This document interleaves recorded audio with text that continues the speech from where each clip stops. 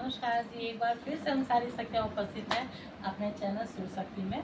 और आज हम आपको जो गाना सुनाने जा रहे हैं, जो गीत सुनाएंगे, उसमें माँ बेटी का संवाद है कि बेटी अपनी माँ से कहती है कि माँ ऐसा क्यों रिवाज बना है कि हम बेटियों को ही पराए घर जाना पड़ता है। तो कहीं ना कहीं इस बात को लेकर दोनों में जो भी विवाद होता है, जो बातचीत होती है, जो तर्क होता है, उसी पे हमने इस गाने को करा है। अगर आपको पसंद आता है लाइक कीजिएगा, शेयर कीजिएगा, अच्छे से कमेंट कीजिएगा।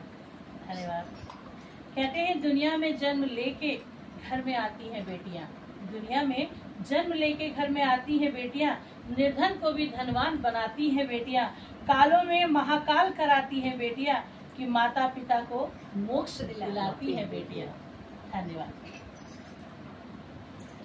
बेटी क्यों है पराई बताना, बेटा क्यों है माँ अपना बताना,